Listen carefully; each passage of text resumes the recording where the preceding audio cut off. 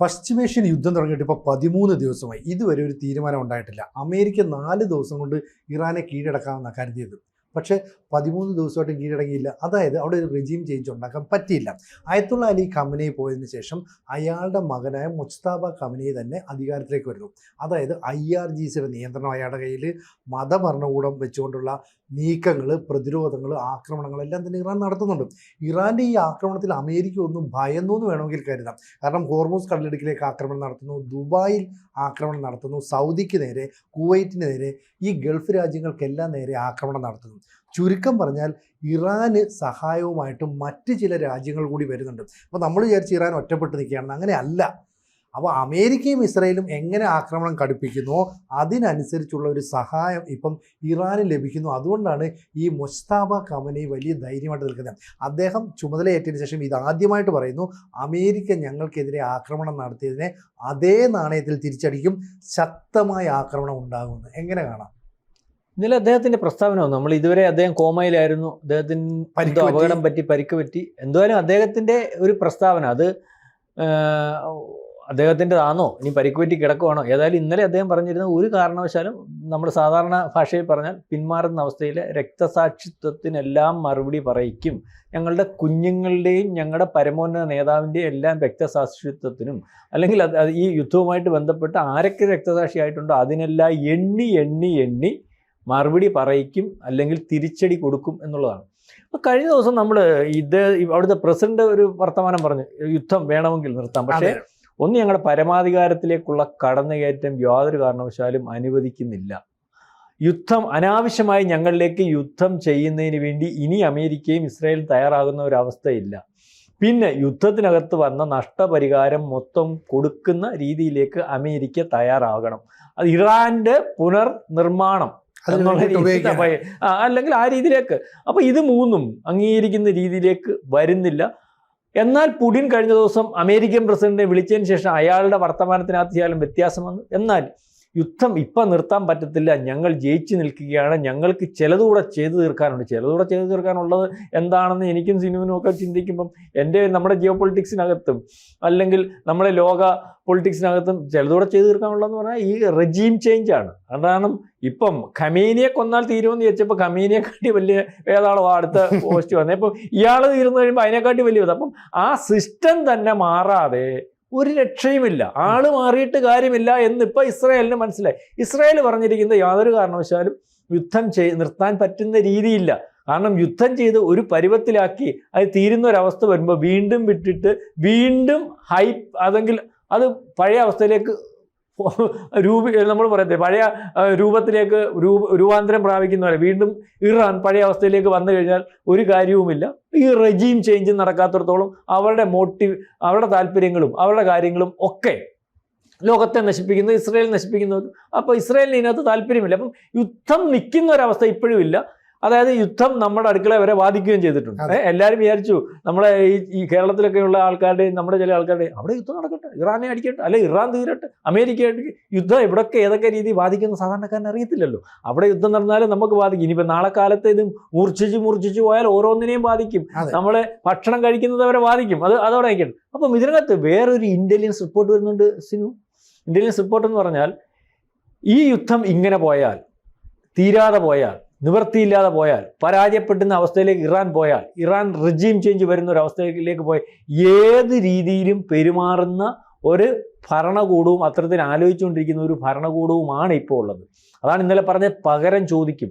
Iran നശിച്ചു എന്ന് വേണം കരുതാൻ. ഏതാണ്ട് നശിപ്പിച്ചു കഴിഞ്ഞു.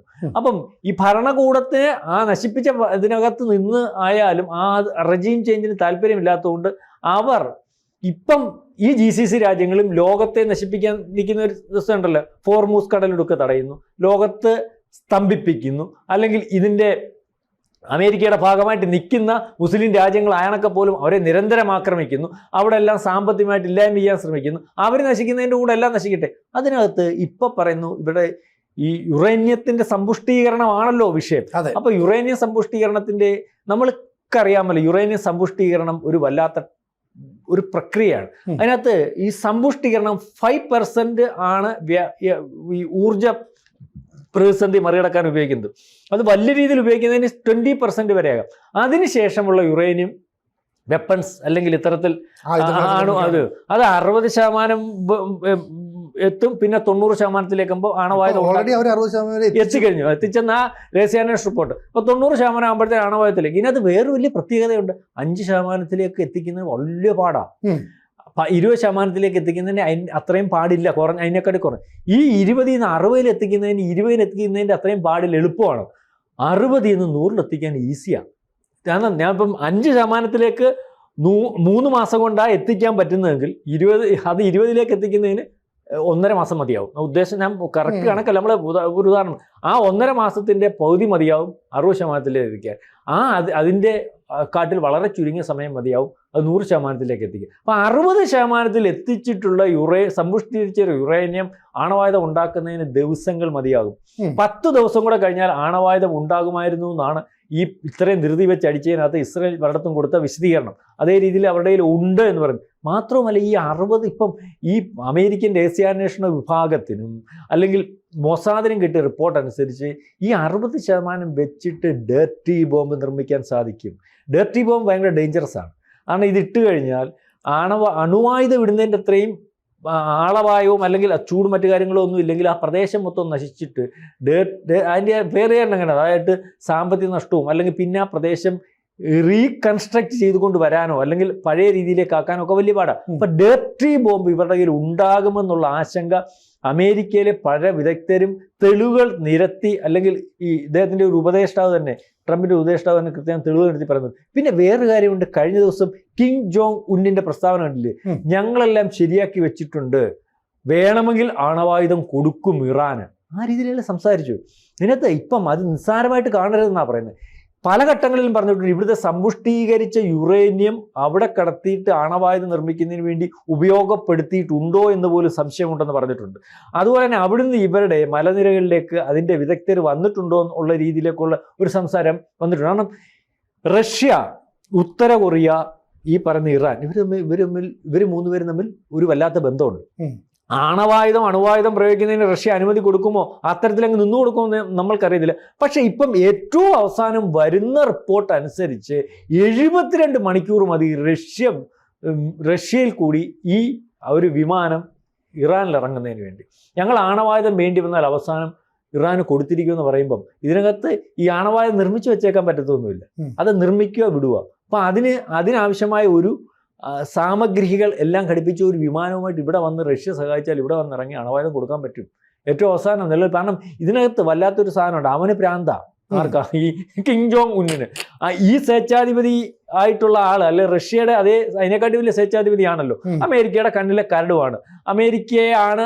അമേരിക്കയ്ക്ക് ഏറ്റവും ത്രെട്ടായിട്ടുള്ളതും വെല്ലുവിളിച്ചിരിക്കുന്നതായിട്ടുള്ള ഒരു രാജ്യമാണല്ലോ. ഈ കഴിഞ്ഞ ദിവസങ്ങളിലും ഏറ്റവും വലിയൊരു ബാലിസ്റ്റിക് മിസൈൽ പരീക്ഷിച്ച് നമ്മൾ കണ്ടതാണ്. ഇത് അമേരിക്കക്കെതിരെ എല്ലാം പണിഞ്ഞിട്ട് ഇയാൾ അമേരിക്കക്കെതിരെ തിരിച്ചു വെച്ചിരിക്കുകയാണ്. അപ്പോൾ ഇതിന് ഇറാനെ വീഴ്ത്തിയാൽ ഖമേനി അല്ലെങ്കിൽ ഇപ്പം ഇരിക്കുന്ന ഖമേനി അല്ലെങ്കിൽ ആ ഒരു ഭരണ സംവിധാനത്തെ മാറ്റിയാൽ അടുത്തത് ഇയാളിലേക്ക് പോകുമോ എന്നുള്ള ഭയം ഇയാൾക്കുണ്ട്. പിന്നെ മാത്രമല്ല ഈ രാജ്യം ഇറാന്, റഷ്യ, അപ്പം ഇതൊരു വല്ലാത്ത രീതിയിലേക്ക് ലോകം ആശങ്കപ്പെടുന്നുണ്ട്. ഈ അണുവായുധം ഒരു പക്ഷേ പ്രയോഗിക്കാൻ ഇറാന് സഹായമാകുമോ ഉത്തര കൊറിയ?